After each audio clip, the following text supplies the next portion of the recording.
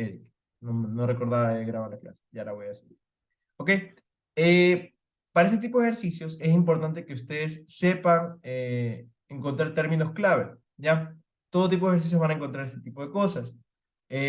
Por ejemplo, cuando nos referimos a un recipiente de tipo rígido, ¿qué creen que significa? ¿Qué significa que sea rígido un recipiente o un O contenedor? sea, volumen constante. Exacto. Es decir, que no va a comprimirse o expandirse la sustancia que se encuentra inmerso en él. ¿Ya? Entonces, siempre que nos digan un recipiente rígido, nosotros vamos a asumir que su volumen general es constante. ¿Ya? Eso que quede claro. Ellos no necesariamente nos van a indicar que el volumen es constante. Nos pueden decir una palabra similar, un sinónimo que es rígido. Ahora, ¿qué creen que significa aislado?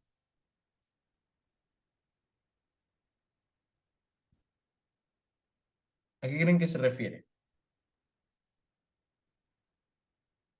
¿Alguien tiene alguna idea? Porque nos dice bien aislado, aparte. Sumamente aislado. No hay intercambio de masa y de temperatura. No hay intercambio de masa ni de energía. Ajá, no hay intercambio de masa ni de energía con el entorno. Perfecto. Ya. ¿Cuál es ese intercambio? El intercambio que siempre va a haber entre masa y el entorno, tanto que ingresa al sistema como que sale del sistema, el calor. ¿Ok? Es similar al concepto de un sistema diabático, un proceso diabático. Es similar, ¿ya? Entonces, vamos a decir que el calor es constante, por lo tanto, el Q neto o la variación de calor neta va a ser cero. ¿Ya? A eso se refiere. ¿Estamos claros hasta allí? Esos dos términos, como pueden ver, ya nos dan los parámetros necesarios para poder resolver el problema. Si yo no interpretaba esto de aquí, me iba a perder y no sabía qué ecuaciones yo debía plantear. ¿Ya? Además, algo que siempre va a estar implícito en todo este tipo de problemas es que nosotros vamos a encontrarnos con sistemas de tipo estacionario, ¿ya? De clase estacionaria. ¿Eso qué significa? Que las propiedades, como lo mencionó su compañero, no van a cambiar con el tiempo. No hay cambios con el avance del tiempo. ¿Ya? Entonces, a lo que me refiero es que las propiedades en el tiempo inicial, ya cuando comienzo a accionar las resistencias, cuando comienzo a proveer la energía, el trabajo eléctrico, no van a cambiar desde el tiempo 1 hasta el tiempo 10 segundos, ¿ya? Eso no va a cambiar ninguna de las propiedades. Lo único que van a cambiar es en función de la temperatura, en función de los cambios de volumen, en función del cambio de fase que existe, pero no va a depender del tiempo, ¿ya? ¿Ok? Entonces, entendí esa parte. Estas tres condiciones deben estar claras cuando hablamos de un sistema de tipo rígido, aislado y de tipo estacionario. ¿Ok? Entendido eso, vamos ahora sí a inmiscuirnos en el problema. Nos indican que tenemos una masa de 4 kilos de vapor húmedo de agua. ¿Ok? Y tenemos una presión de 100 kilopascales. ¿A qué creen que se refiere la fase de vapor húmedo? Porque bueno, luego nos indican que tenemos 3/4 de la masa está en la fase líquida. ¿Ya? No Esto es quisiera que... mezcla.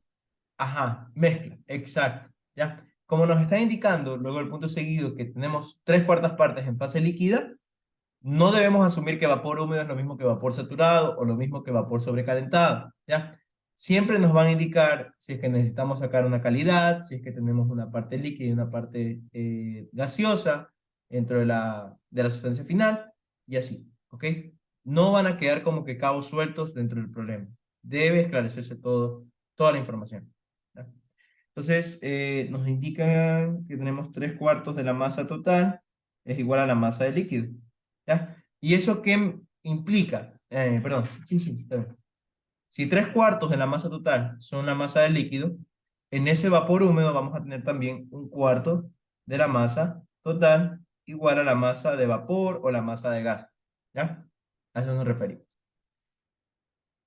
Ok, ¿qué más nos habla o qué más nos dice el problema? Una resistencia eléctrica colocada en el recipiente se conecta con un suministro de voltaje, ¿ya? Voltaje, recuerden que lo vamos a ver con una B mayúscula y va a estar medida en voltios, ¿ya? Si está en kilovoltios, yo tengo que hacer la conversión correspondiente. 1 por 10 a la 3 voltios es igual a 1 kilovoltio, ¿ok?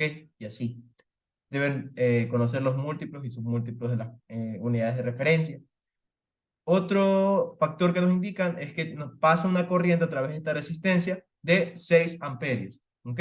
La intensidad de corriente va a ser la unidad del sistema internacional que se va a medir en amperios o en amperes. Entonces tenemos 6 amperios. ¿Ya? Y esto va a ocurrir cuando yo cierre el interruptor. Entonces lo que nos pide en realidad el problema es que determinemos cuánto tiempo va a necesitarse para evaporar todo el líquido en el recipiente. ¿Ok? Entonces, ¿qué cambio yo podría representar en el diagrama temperatura-volumen? Recuerden que en los diagramas de temperatura-volumen y en los de presión-volumen, yo siempre voy a tener una variable independiente que va a ser el volumen específico, vamos a tener la variable independiente que va a ser la temperatura y el domo de saturación. ¿Ok? El domo de saturación va a permitir entender en qué fases se encuentra la materia. Si está en líquido comprimido, vapor sobrecalentado, mezcla, líquido, vapor saturado. ¿Ok? Entonces, teniendo eso en cuenta, yo lo que tengo que hacer es reflejar qué cambio de fase está existiendo en mi materia. Me está diciendo que desde un principio ya es mezcla. ¿Ok? Entonces se encuentra por aquí. Debe encontrarse en algún lado dentro del domo de saturación porque es mezcla saturada. Por fuera es líquido comprimido y vapor sobrecalentado. No puede estar allí desde el inicio. ¿Ya? ¿Estamos claros hasta allí? ¿Tienen dudas? ¿Preguntas? Ok, ¿ya? Si tienen alguna duda, no dejen pasar el tiempo porque a medida que vamos resolviendo el problema pueden surgir dudas. Entonces, ustedes se pueden olvidar después cuando yo resuelva el problema. Entonces, sí es preferible que me lo indiquen en ese momento, ¿ya? Para que no se olviden. Yo les voy a responder todas las preguntas que tengan. Entonces, partimos de estar en mezcla saturada, pero ¿a dónde vamos a llegar? Si nos dicen que todo el líquido debe evaporarse, ¿en qué estado nos debemos encontrar, creen ustedes? O sea, el estado 2. ¿Cómo estaría la sustancia? Si todo el líquido se evapora. Vapor saturado. Perfecto. ¿Por qué no vapor sobrecalentado?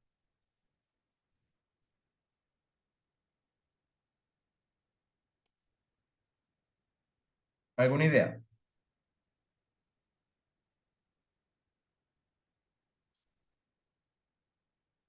¿Alguna idea de por qué no debería ser vapor sobrecalentado?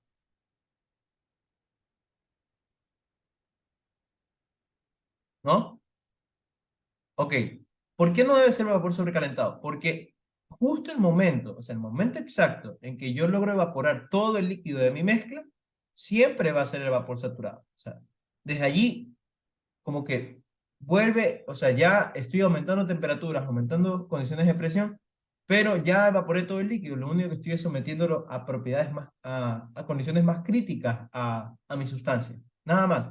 Pero yo evaporé todo el líquido en el momento que yo estoy aquí, en el momento que yo estoy aquí, más allá, lo único que estoy haciendo es metiéndole más calor, más presión, más energía, pero nada más, ¿ya? A mí lo que me interesa es el momento justo, ¿ok?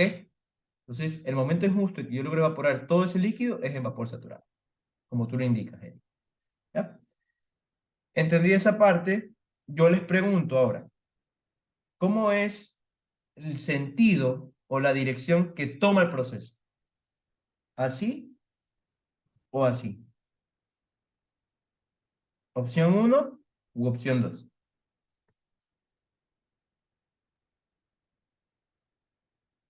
O sea, ¿cómo represento el cambio de estado de mi sustancia? ¿En la opción uno o en la opción 2?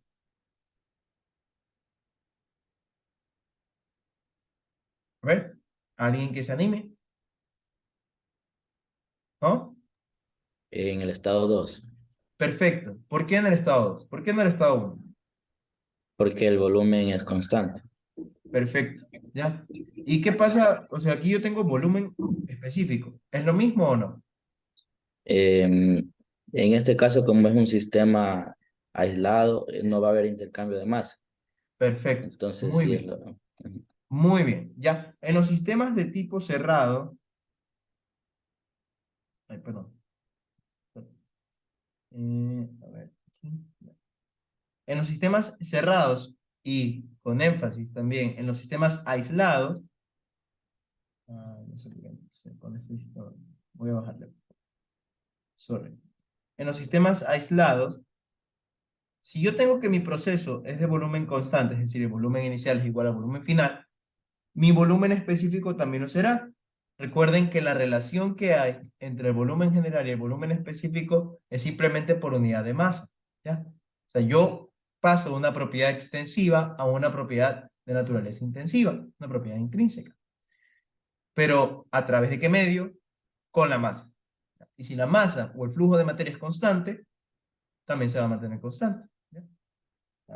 ¿Cómo lo veo eso? Densidad es igual a masa por sobre volumen, y eso a su vez es igual al recíproco del volumen específico.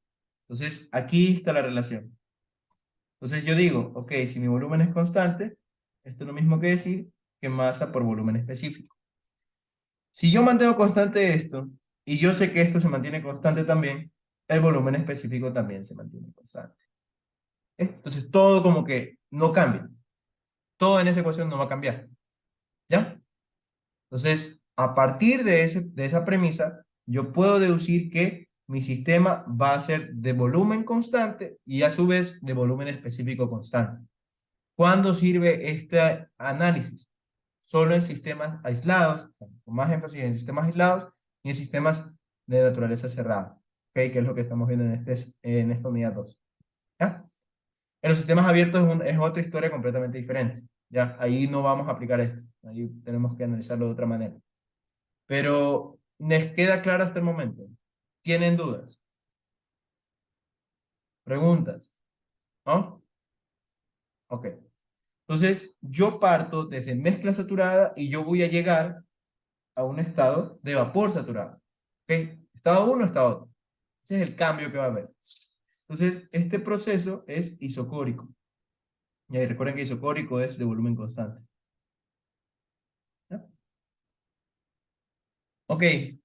Ahora, yo ya tengo representado cómo va a ser el proceso en el diagrama temperatura-volumen específico. ¿Qué es lo que me falta a mí indicar? Siempre que ustedes indiquen, siempre que ustedes grafiquen, perdón, en un diagrama temperatura-volumen o presión-volumen, van a tener líneas isotérmicas o isobáricas. ¿Qué me refiero con eso? Líneas en las cuales cada estado tiene una presión que se va a mantener. Entonces, en los diagramas de temperatura-volumen específico, ¿qué líneas yo voy a tener? ¿Esta línea de qué es? ¿De presión constante o de temperatura constante? Estas líneas que acabo de graficar aquí.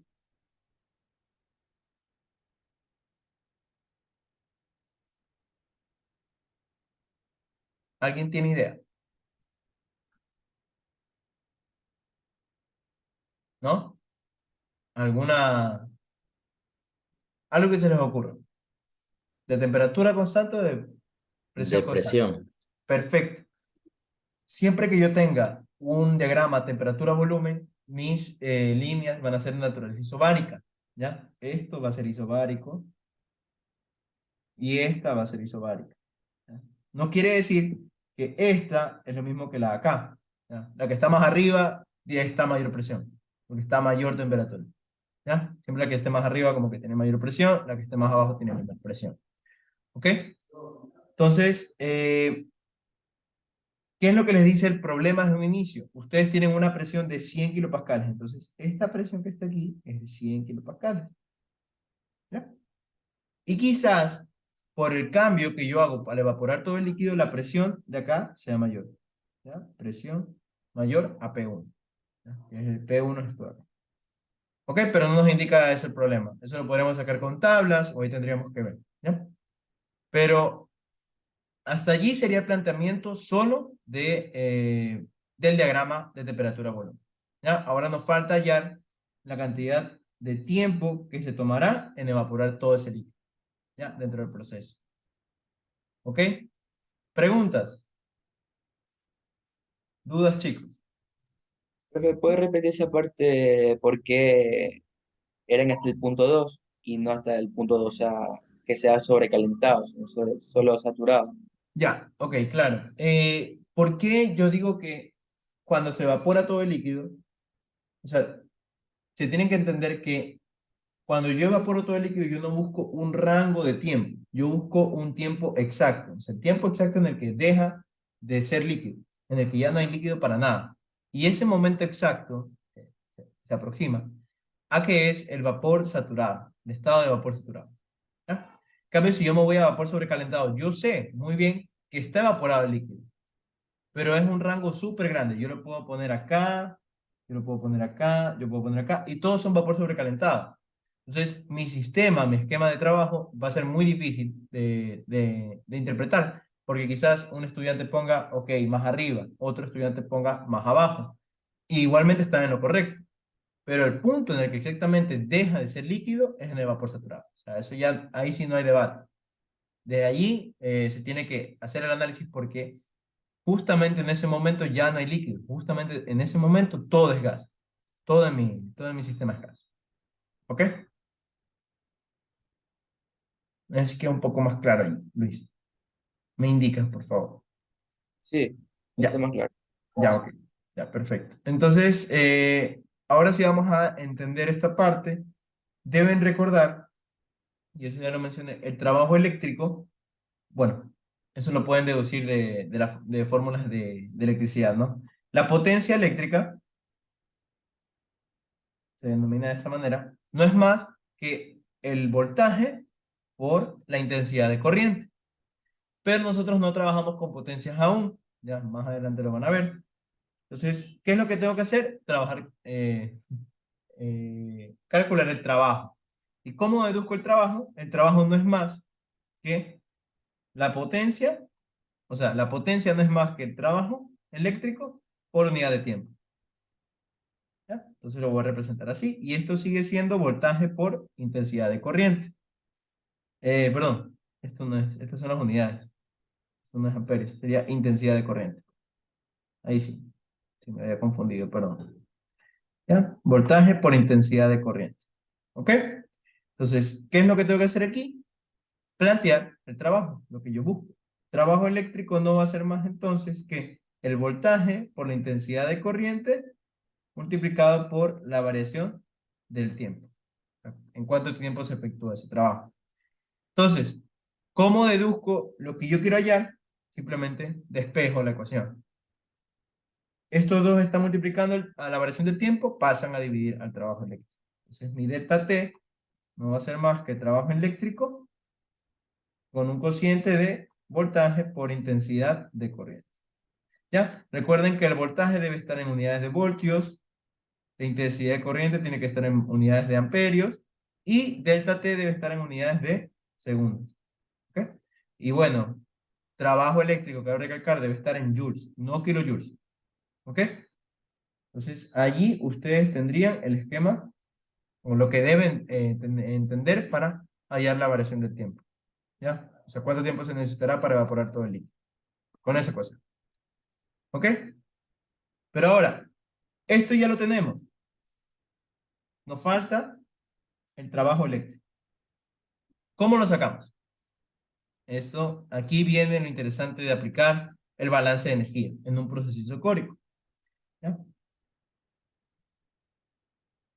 En un proceso de tipo isocórico, ¿qué es lo que pasa? Yo voy a tener que en un sistema primero estacionario, tengo calor menos trabajo es igual a delta U. ¿Ya? Perdón. Delta U pero mayúscula. Aquí yo estoy considerando la energía interna como una propiedad extensiva. O sea, esto está en kilojoules, esto está en kilojoules y esto también está en kilojoules.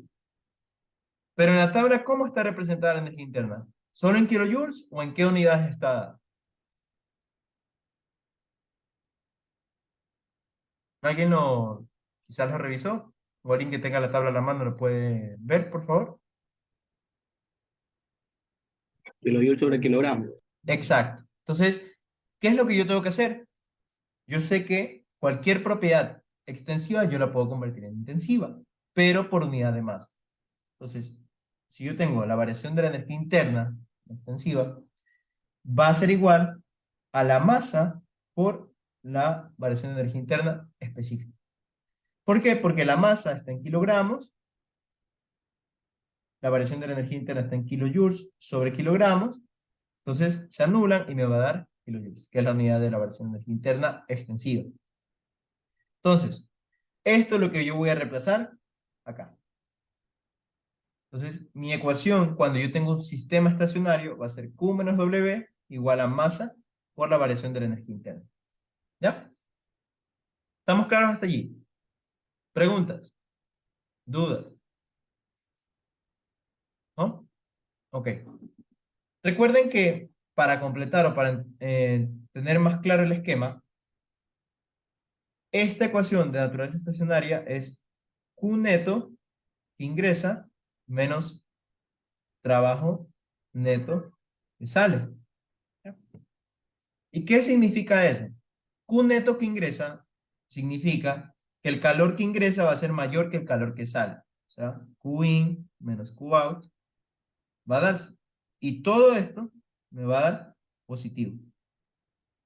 ¿Ya? Eso es lo que significa. Cuando el Q neto depende del ingreso, es decir, que lo que ingresa va a ser mayor que lo que sale en forma de calor. En cambio, cuando yo tengo Q neto out, perdón, trabajo neto que sale, lo que sale va a ser mayor que lo que ingresa. En este caso, trabajo. Entonces tenemos trabajo que sale menos trabajo que ingresa. Y esto será igual a la masa por la variación de la energía interna. Ahora yo les pregunto, ¿el trabajo sale en este sistema cerrado o no? Vamos a ponerlo así. Voy a poner aquí el esquema gráfico.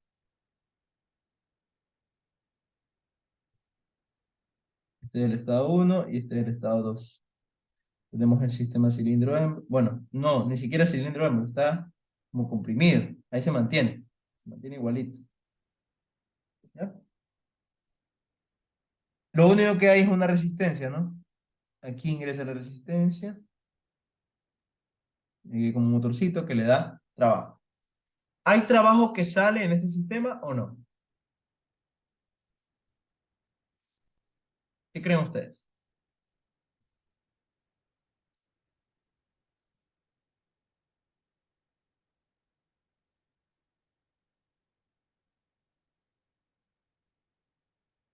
¿No indica el problema que hay trabajo que yo le estoy brindando del sistema al entorno o no? Yo estoy sacando por mecánica, por electricidad, por lo que sea, sacando energía del sistema para darle al entorno o no. Vean así. Cuando yo les digo que si el trabajo lo ejerce el sistema, es que estoy sacando energía de allí. ¿Ocurre eso en mi problema o no?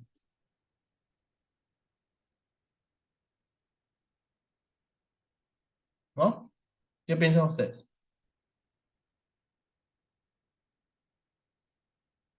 ¿Qué creen ustedes, chicos? Lo único que yo estoy haciendo es darle energía a través de trabajo a mi sistema. O sea, el entorno, lo que está fuera de él, le está dando energía. No le estoy sacando por trabajo.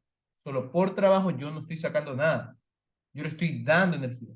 Yo estoy evaporando el líquido con esa resistencia eléctrica. ¿Ok? Yo estoy aumentando presiones porque yo estoy ingresando trabajo para que mi sistema cambie. ¿Ya? O sea, el entorno está aplicando, le está dando, le está brindando, le está regalando energía.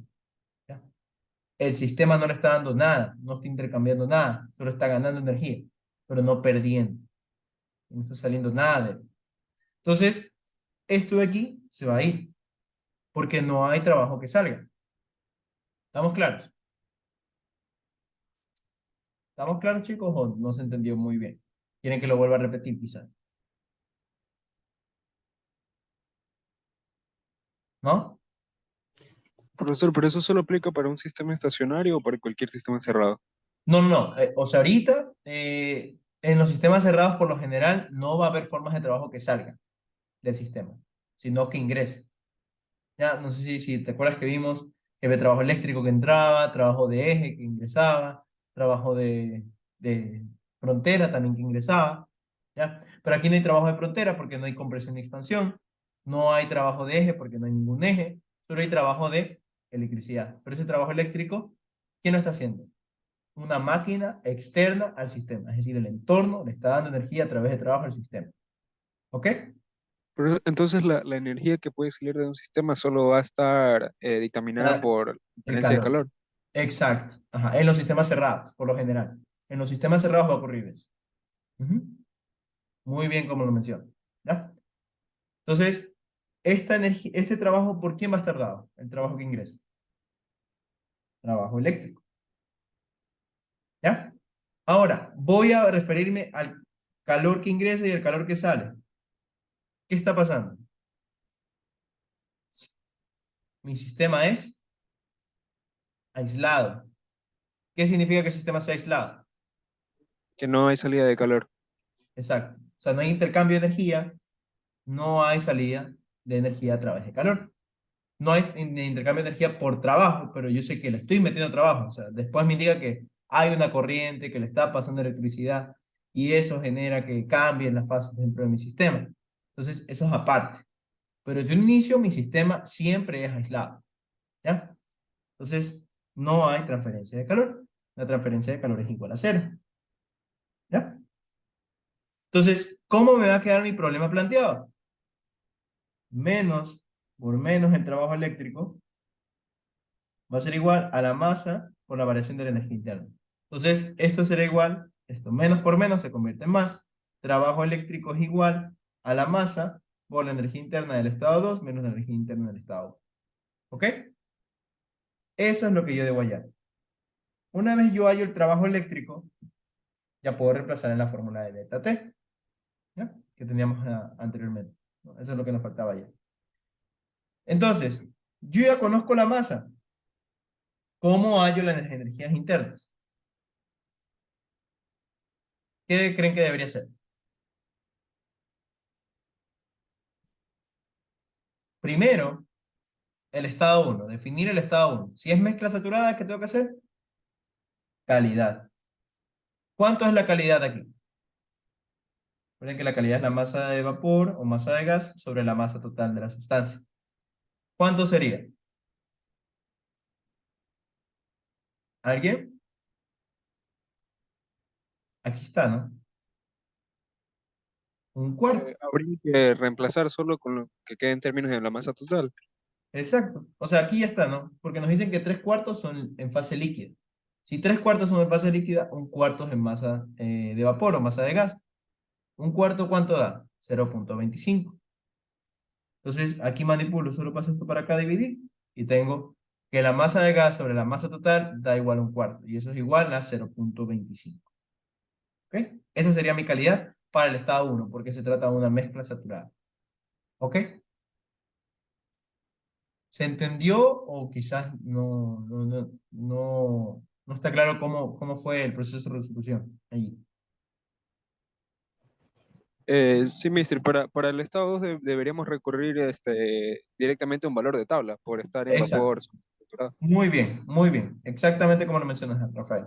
Hay que acudir al valor. Eso sería. Tendríamos que ir, no nos interesa el volumen específico, porque yo sé que van a ser los mismos, ¿ya? Aproximadamente los mismos, pero a mí me interesa la energía interna. Entonces, U2 será igual a UG, ¿ah? ¿Cómo creen que debería sacar UG? Porque yo no sé la presión. ¿Qué debo hacer allí?